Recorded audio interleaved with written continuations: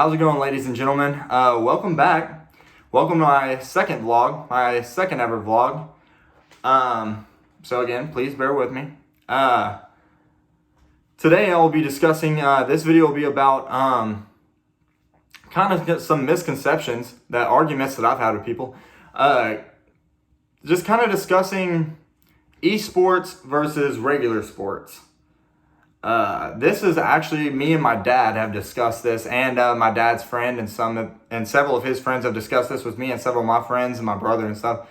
It's kind of a generational thing, I guess. We've discussed the differences, and they believe that esports, so like esports or electronic sports, so professional video game players, is basically what it is. All kinds of games, all kinds of teams, tournaments, everything. Esports, which is actually a legit thing that's sponsored by, they play on ESPN, all that kind of stuff, versus regular sports. They believe esports aren't real sports, and that regular sports, football, basketball, all that, those are real athletes, take actual talent, and the other people are just moving their thumbs quickly, playing video games, and anybody can do it. So I'm here to kind of compare the two, kind of tell you where you're wrong. I personally believe esports are real sports, and that they take just as much skill as any other sport. So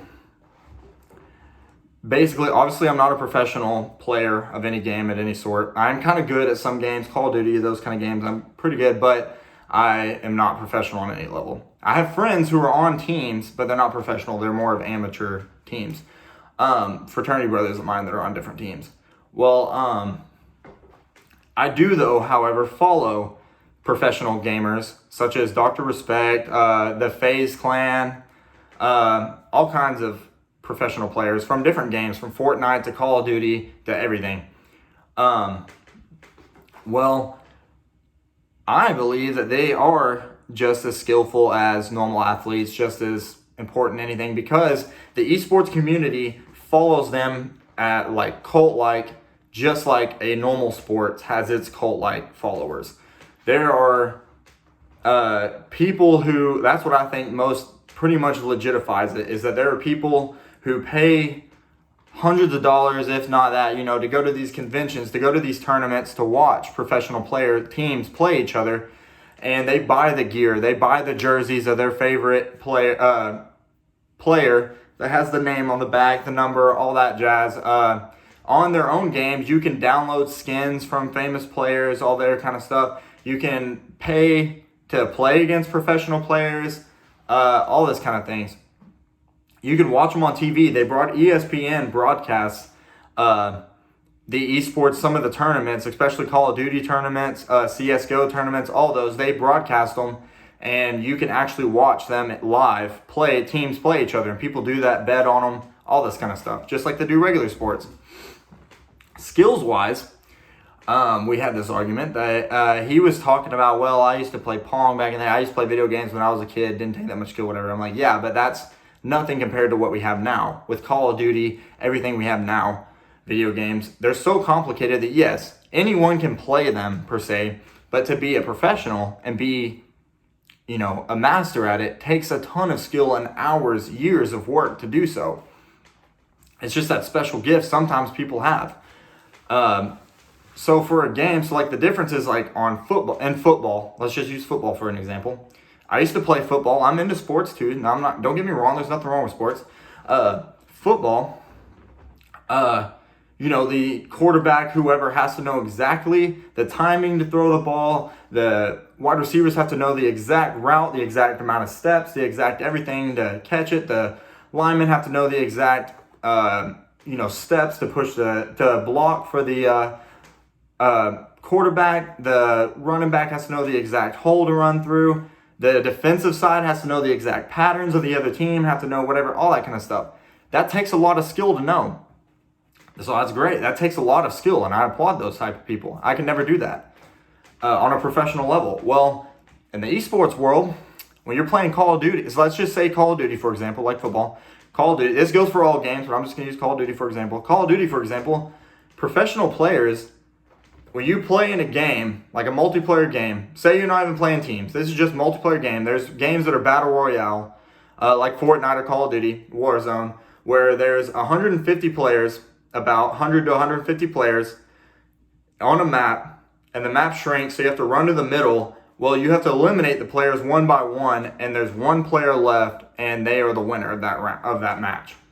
Well, professional players, to be professional, they can guarantee they're going to be, no matter 10 times out of 10, when they get put in a map full of 150 people, 200 people, whatever, they're going to be the last one standing.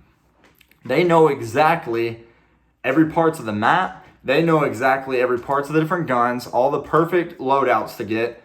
They know exactly how to hide. They know exactly how to sprint in the game, slide, jump at the exact time to shoot you before you shoot them. They know how to change the sensitivity. They know how to move really quickly. They know how to look at their surroundings. They know how to see players from all over the place. They know how to notice snipers from different areas. They know how to snipe without even looking down the scope. All this stuff, it takes tremendous amount of skill. They know how to pull the trigger quicker than you can. They know how to do, and especially on PC, on computers with the keyboards, they know all the different buttons to press. They know the combinations. They know everything, to where it takes a tremendous amount of skill to not just anyone can do it. Millions of people play these games every single day, yet there's only a handful of a couple hundred that are good enough to be pro, because they can guarantee 10 times out of 10, you're put up against him, he's going to kill you before you kill him in the game of Call of Duty. And so I think this legitifies them as professional players. And speaking of tournaments, they have teams. They join professional teams and play against other professional teams in tournaments that people all over the world watch. They broadcast them on ESPN. They train every single day for these tournaments and play against other professional players. So they're not just playing against normal people. It's like a football game. Professional football teams aren't just playing against average Joes. They're playing against other professional football teams. Well, professional esports teams are playing against other professional esports teams. And these people, and again, the thing that legitifies them is they have sponsors. They get sponsored by Gatorade. They get sponsored by Mountain Dew. They get sponsored by energy drinks. They get sponsored by the same amount of things that normal sports players get sponsored by. And they get paid just about the same. Some of these tournaments pay millions of dollars to the winners. The team gets millions of dollars. So these professional esports players, video game players, are making millions of dollars, the same amount of money as professional athletes. So, it's all about, it's all about opinion, but a lot of the sports world seems to legitify them. So I think they're legit, and I believe personally that esports is just as hard and skillful, and takes as much talent as regular sports, and just as important to the world. And you can think whatever, but that's what I believe. So and if you've never thought about the ones, well, hopefully that was some food for thought. So thank you, and check in for more.